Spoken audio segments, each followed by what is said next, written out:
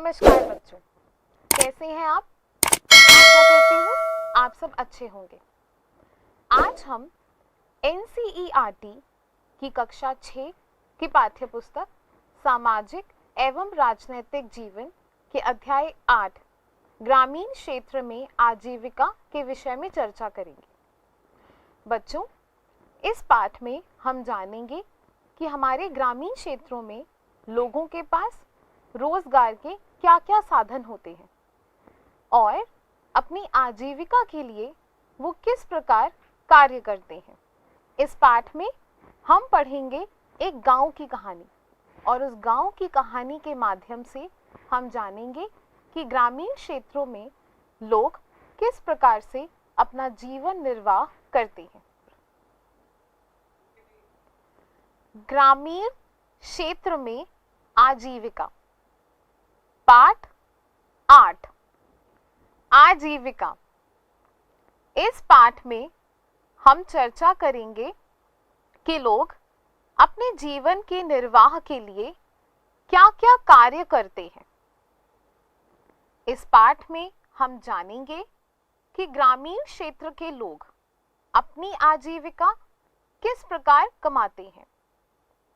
हम यह भी चर्चा करेंगे कि किसी क्षेत्र में पाए जाने वाले पेड़ पौधे या फसलें किस प्रकार वहां की आजीविका को प्रभावित करती हैं। बच्चों, आजीविका हमारे जीवन के निर्वाह के लिए एक मुख्य स्रोत है। हम जो कोई भी कार्य करते हैं उससे मिलने वाला धन हमारी आजीविका है, जिससे हमारे जीवन का निर्वाह होता है। ग्रामीण क्षेत्रों में आजीविका के अलग-अलग साधन पाए जाते हैं। हम ये सब कलपट्टू गांव की कहानियों से समझेंगे। तो चलिए कलपट्टू गांव की कहानियां सुनते हैं। तमिलनाडु में समुद्र तट के पास एक गांव है कलपट्टू। यहाँ लोग कई तरह के काम करते हैं।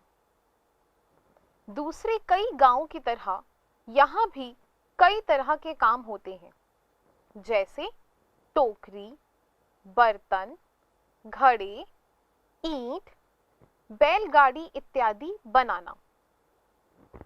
गांव में कुछ लोग नर्स, शिक्षक, धोबी, बुनकर, नाई, साइकिल ठीक करने वाले और लोहार के रूप में अपनी सेवाएं देते हैं। यहाँ कुछ दुकानदार एवं व्यापारी भी हैं। जो मुख्य गली है वह बाजार की तरह दिखती है। उसमें आपको तरह-तरह की कई छोटी दुकानें दिखेंगी, जैसे चाय, सब्जी, कपड़े की दुकान। चाय की दुकानों के पास एक लोहार का परिवार रहता है, जिसके घर में ही लोहे के सामान बनाने का काम होता है। बगल में साइकिल की मरम्मत की एक दुकान है। वहां साइकिल किराए पर भी मिलती है। गांव में दो परिवार कपड़े धोकर अपनी आजीविका चलाते हैं। कुछ लोग शहर के बाहर जाकर मकान बनाने और लारी चलाने का काम करते हैं। यहाँ आम और नारियल के काफी बाग हैं। कपास, गन्ना और केला भी उगाया जाता है। तो बच्चों, हमने देखा कि कलपट्टू गांव में किस किस प्रकार के जीवन यापन के तरीके लोग अपनाते हैं। कुछ लोग लोहार का काम करते हैं, तो कुछ लोग कपड़े धोने का, कुछ लोग शिक्षक हैं, तो कुछ लोग बुनकर, कुछ टोकरियां बनाते हैं, तो कुछ खेती-बाड़ी करते हैं। इन अलग-अलग प्रकार के व्यवसायों से लोग अपनी आजीविका कमाते हैं। तुलसी रामलिंगम की जमीन पर काम करती है। वह धान के खेतों में काम करती है। साल में कुछ ही मौके ऐसे होते हैं जब तुलसी को नियमित रूप से मजदूरी मिलती है।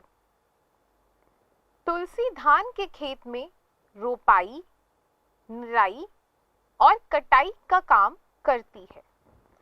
तुलसी को एक दिन का 40 रुपया मजदूरी का मिलता है। तुलसी का पति रमन भी एक मजदूर है। साल के कुछ महीनों में उसे खेतों में दवाई छिड़कने का काम मिलता है। बाकी समय पास वाली खान से पत्थर व पास वाली नदी से बालू ढोने का काम करना पड़ता है। तुलसी और रमन की 2 बेटियां हैं जो कि स्कूल जाती हैं। तो देखा आपने तुलसी की कहानी। वह एक खेतीहर मजदूर है जो दूसरों के खेतों में काम करके अपने जीवन का निर्वाह करती है। उसका पति भी अलग अलग तरह के व्यवसाय करके घर चलाने में उसकी मदद करता है। उनकी 2 बेटियां हैं जिनके उज्जवल भविष्य की कामना के लिए वे दोनों इतनी मेहनत करते हैं। अब बच्चों चलते हैं शेखर की तरफ। शेखर के पास 2 एकड़ जमीन है। वह अपने खेत का सारा काम खुद ही करता है। कई बार कटाई के समय शेखर कुछ छोटे किसानों की मदद लेता है, जिसके बदले में वह भी उन लोगों के खेतों में मदद करता है। व्यापारियों से उधार पर बीज और खाद लेने की वजह से शेखर को उन व्यापारियों को धान थोड़े कम दामों में बेचना पड़ता है। शेखर को अपने खेत में से 60 बोरी धान मिलता है, जिसमें से कुछ तो उधार चुकाने में लग जाता है और बाकी से कुछ महीनों के लिए उसके घर का गुजारा चलता है। बाकी बचे हुए महीनों के लिए शेखर रामलिंगम के मिल में काम करता है। उसके पास एक गाय भी है, जिसका दूध सहकारी समिति में बेचकर वह कुछ और धन कमा पाता है। तो बच्चों, शेखर एक छोटा किसान है जिसके पास खुद की 2 एकड़ जमीन है, जिसमें वह खेती बाड़ी करके अपना जीवन निर्वाह करता है। खेती से जो कुछ भी वह कमा पाता है, उससे कुछ महीनों के लिए ही उसके घर का गुजारा हो पाता है। बाकी बचे हुए महीनों के लिए उसे दूसरे के खेतों में काम करना पड़ता है या फिर कुछ अन्य साधन ढूंढने पड़ते हैं ताकि वह अपने जीवन को अच्छी तरीके से चला सके। बच्चों, हमने 2 कहानियां सुनी, तुलसी और शेखर की। दोनों ही कहानियों में हमें पता चला कि ग्रामीण लोगों को अपनी आजीविका चलाने के लिए अलग अलग साधनों पर निर्भर रहना पड़ता है, जिसकी वजह से कई बार उन्हें कर्ज लेना पड़ता है। जैसा कि आपने तुलसी और शेखर के बारे में जाना कि दोनों के हालात एक दूसरे से काफी अलग हैं। एक तरफ जहां तुलसी के पास कोई भी जमीन नहीं है और अपने गुजारे के लिए उसे किसी और के खेत में जाकर काम करना पड़ता है, वहीं शेखर के पास 2 एकड़ जमीन होने के बाद भी घर का खर्च चलाने के लिए कर्ज लेना पड़ता है। अक्सर ये पैसा बीज, खाद और कीटनाशक खरीदने के लिए साहूकार से कर्ज लिया जाता है। अगर बीज अच्छी किस्म के नहीं होते तो फसल को कीड़ा लग जाता है। बारिश न होने के कारण भी फसलें खराब हो जाती हैं और किसान अपना उधार नहीं चुका पाता है। ऐसी स्थिति में उसे और कर्ज लेना पड़ता है। जल्दी ही ऐसी स्थिति आ जाती है जहां किसान कितना भी कमा ले, कर्ज नहीं चुका पाता और कर्ज के बोझ के तले दब जाता है।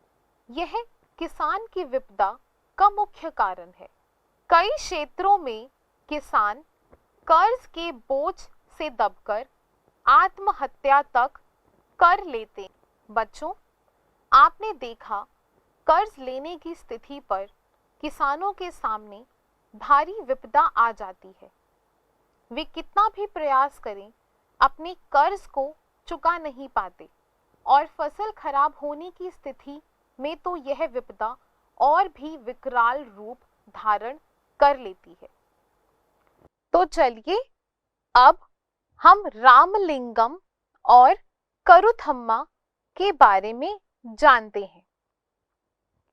जमीन के अलावा इनके पास एक चावल की मिल है, साथ ही बीज और कीटनाशक दवाई बेचने के लिए एक दुकान है। चावल की मिल में उन्होंने कुछ पैसा अपना लगाया और कुछ बैंक से कर्ज लिया था। वे कलपट्टू और आसपास के गांव से ही धान खरीदते हैं। मिल का चावल आसपास के व्यापारियों को बेचा जाता है, जिससे अच्छी खासी कमाई हो जाती है। आगे हम जानेंगे हमारे देश में कितने प्रकार के किसान पाए जाते हैं। आप इस तालिका में देख पा रहे होंगे, भारत में खेतीहर मजदूर, छोटे किसान और बड़े किसान, यह 3 प्रकार के किसान या मजदूर पाए जाते हैं। पहले जानते हैं खेतीहर मजदूरों के बारे में। तुलसी की ही तरह भारत में प्रत्येक 5 ग्रामीण परिवारों में से लगभग 2 परिवार खेतीहर मजदूरों के हैं, जो दूसरों के खेतों में काम करके अपने जीवन का निर्वाह करते हैं। इनमें से कई भूमिहीन हैं और कईयों के पास छोटे छोटे टुकड़े हैं। अब आते हैं छोटे किसानों पर। शेखर जैसे छोटे किसानों को देखें तो उनकी जरूरत के हिसाब से उनके पास जो खेत हैं वो बहुत ही छोटे पड़ते हैं। भारत के 80% किसानों के यही हालात है। अपने गुजारे के लिए उन्हें बड़े किसानों से कर्ज लेना पड़ता है। अब बात कर लेते हैं कुछ बड़े किसानों के बारे में, जैसे रामलिंगम, जिसके खेतों में तुलसी और शेखर दोनों ही कार्य करते हैं। ऐसे किसान बड़े किसान माने जाते हैं। भारत में केवल 20% किसान ही बड़े किसानों की श्रेणी में आते हैं।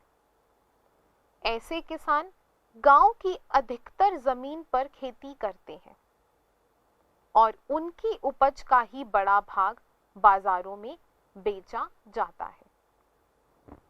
मुझे उम्मीद है बच्चों कि अभी तक आपको किसानों, उनकी विपदा और उनके प्रकारों के बारे में अच्छे से समझ आया होगा। चलिए बच्चों, अब हम नागालैंड की सीढ़ीनुमा खेती के विषय में चर्चा करते हैं। क्या आप यह चित्र देख पा रहे हैं? आइए इस चित्र को विस्तार से समझते हैं। नागालैंड में एक गांव है जिसका नाम चिजामी है। यह नागालैंड के फेक जिले में है। इस गांव में रहने वाले लोग चखेसंग समुदाय के हैं। वे सीढ़ीनुमा खेती करते हैं। इसका मतलब है कि पहाड़ी की ढलाऊ जमीन को छोटे छोटे टुकड़ों में बांटा जाता है और उस जमीन को सीढ़ियों के रूप में बदल दिया जाता है। प्रत्येक सपाट टुकड़े के किनारों को ऊपर उठा देते हैं जिससे पानी भरा रह पाए। ये चावल की खेती के लिए सबसे अच्छा है। चिजामी के लोगों के पास अपने अपने खेत हैं, पर वे लोग मिलकर दूसरे के खेतों में भी काम करते हैं। वे 6 से 8 लोगों का एक समूह बनाते हैं और इकट्ठे मिलकर पहाड़ों के हिस्से को साफ करते हैं। जब दिन का काम खत्म हो जाता है तो सारा समूह इकट्ठे बैठकर खाना खाता है। ऐसा कई दिनों तक चलता है जब तक काम खत्म नहीं हो जाता। चलिए अब हम अरुणा और पारिवेलन की कहानी को जानते हैं। पुदुपेट कलपट्टू से ज्यादा दूर नहीं है। यहाँ लोग मछली पकड़कर अपनी आजीविका चलाते हैं। उनके घर समुद्र के पास होते हैं और वहाँ चारों ओर जाल और कैटामरैन की पंक्तियां दिखाई देती हैं। कैटामरैन यानी मछुआरों की एक खास तरह की छोटी नाव, जो कि आप इस चित्र में भी देख पा रहे होंगे। सुबह 7 बजे समुद्र किनारे बड़ी गहमा गहमी रहती है। इस समय सारे कैटामरैन मछलियां पकड़कर लौट आते हैं। मछली खरीदने और बेचने के लिए बहुत सारी औरतें इकट्ठी हो जाती हैं। आइए अरुणा की कहानी अरुणा की ही जुबानी जानते हैं। मेरा पति पारिवेलन, मेरा भाई और जीजा आज बड़ी देर से लौटे। मैं बहुत परेशान हो गई थी। ये हमारे कैटामरैन में इकट्ठे ही समुद्र में जाते हैं। उन्होंने बताया कि आज वे तूफान में फंस गए थे। आज जो मछलियां पकड़ी गईं, उनमें से मैंने परिवार के लिए कुछ मछलियां एक तरफ उठाकर रख दी। बाकी मैं नीलाम कर दूंगी। इस नीलामी से जो पैसा मुझे मिलता है वह 4 भागों में बट जाता है। 3 हिस्से उन 3 लोगों में बट जाते हैं जो मछली पकड़ने जाते हैं। बाकी एक हिस्सा उसे मिलता है जिसकी नाव और जाल वगैरह होते हैं। चूंकि जाल, कैटामरैन और उसका इंजन हमारे हैं, तो वह हिस्सा भी हमें ही मिल जाता है। हमने बैंक से उधार लेकर एक इंजन खरीदा है जो कैटामरैन में लगा हुआ है। इससे ये लोग समुद्र में दूर तक जा पाते हैं और ज्यादा मछलियां मिल जाती हैं। नीलामी में जो औरतें यहाँ से मछलियां खरीदती हैं, वे टोकरे भर भर कर पास के गांव में बेचने के लिए ले जाती हैं। कुछ व्यापारी भी हैं जो शहर की दुकानों के लिए मछलियां खरीदते हैं। मैं दोपहर 12 बजे तक ही नीलामी का काम निपटा पाती हूँ।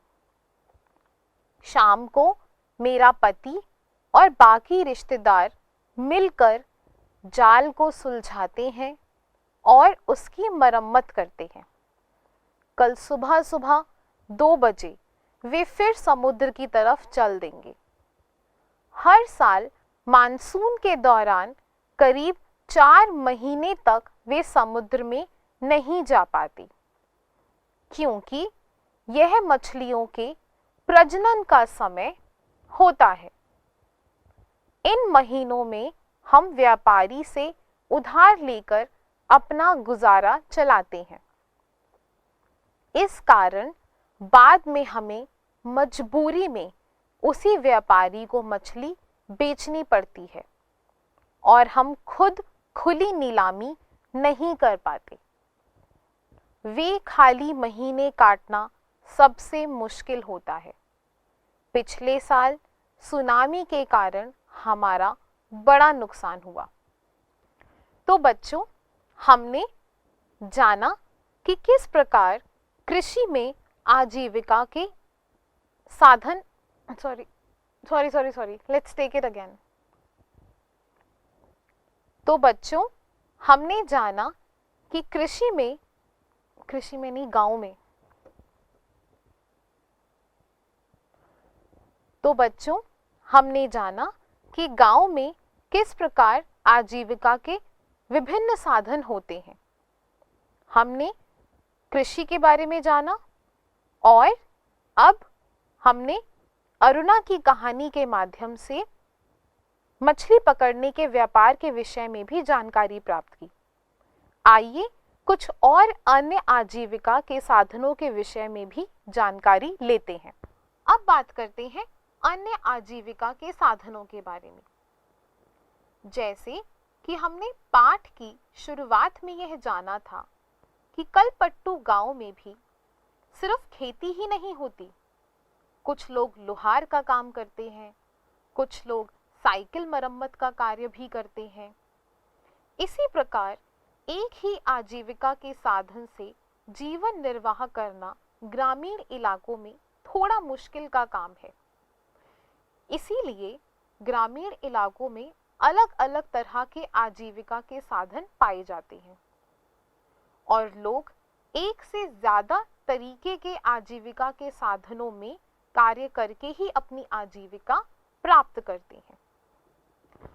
हमने कलपट्टू गांव के खेती के बारे में जाना। ग्रामीण क्षेत्रों में लोग खेती के साथ साथ जंगल की उपज और पशुओं पर भी निर्भर रहते हैं।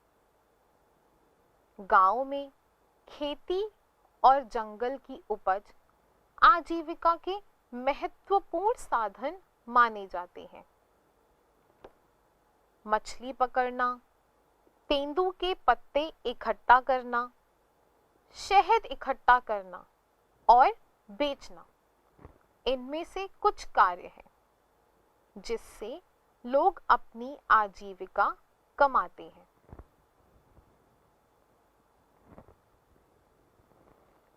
ग्रामीण क्षेत्रों में लोग अपनी आय विभिन्न तरीकों से कमाते हैं। कुछ खेती बाड़ी करते हैं, कुछ अन्य काम करके अपनी आजीविका कमाते हैं। खेती में भी कई तरह के काम शामिल हैं, जैसे खेत तैयार करना, रोपाई, बुवाई, निराई और कटाई। फसल अच्छी होना पूरी तरह से प्रकृति पर निर्भर होता है। इसलिए ही खेती में ऋतुओं की बड़ी ही महत्वपूर्ण भूमिका रहती है और यही एक कारण है कि अच्छी बारिश हमारे किसानों के लिए वरदान साबित होती है। किसान अपनी फसलें बाजार में बेचकर अपना गुजर बसर करते हैं, पर ये राशि पूरे साल के लिए काफ़ी नहीं होती। इसलिए किसानों को अन्य कार्य भी करने पड़ते हैं, जैसे मछली पकड़ना या हस्तशिल्प करना। बच्चों, ग्रामीण क्षेत्रों में जीवन बिल्कुल भी सरल नहीं है। लोगों को अपनी आजीविका के लिए बहुत सारे कार्य करने पड़ते हैं। विभिन्न प्रकार के कार्यों को करने के बाद ही वह अपना जीवन यापन कर पाते हैं। हमारे किसान हमारे अन्नदाता हैं और उन पर आई हुई विपदा का हमें ख्याल रखना चाहिए। आपने पाठ में जो कुछ भी पढ़ा उस पर आधारित आपके लिए गृह कार्य। प्रश्न 1, ग्रामीण क्षेत्रों में आजीविका के साधनों की सूची बनाएं। प्रश्न 2, कलपट्टू गांव में लोग किस किस प्रकार से अपनी सेवाएं देते हैं? प्रश्न 3, तुलसी धान के खेत में क्या काम करती है? प्रश्न 4, अपने आसपास के इलाके में रह रहे लोगों की आजीविका के साधनों के विषय में पता करने का प्रयास करें। बच्चों, इस पाठ में हमने ग्रामीण क्षेत्र में आजीविका के साधनों के विषय में चर्चा की। हमने कलपट्टू गांव के विषय में जाना। हमने जाना कि वहां किस प्रकार से लोग विभिन्न कार्य करके अपनी आजीविका कमाते हैं। हमने कलपट्टू गांव की खेती के विषय में भी विस्तार से चर्चा की। तुलसी और शेखर की कहानियों से हमें पता चला कि विभिन्न प्रकार के किसान किस प्रकार से अपना जीवन निर्वाह करते हैं और उन्हें किन किन विपदाओं का सामना करना पड़ता है। खेतीहर मजदूर, छोटे किसान और बड़े किसानों के बारे में भी आज हमने कुछ ज्ञान प्राप्त किया। मुझे उम्मीद है कि इस पाठ से आप सबको हमारे ग्रामीण क्षेत्रों में रह रहे लोगों की आजीविका के विषय में कुछ ज्ञान जरूर मिला होगा। गृह कार्य को ध्यान से करें। हम मिलेंगे अगले अध्याय में। धन्यवाद।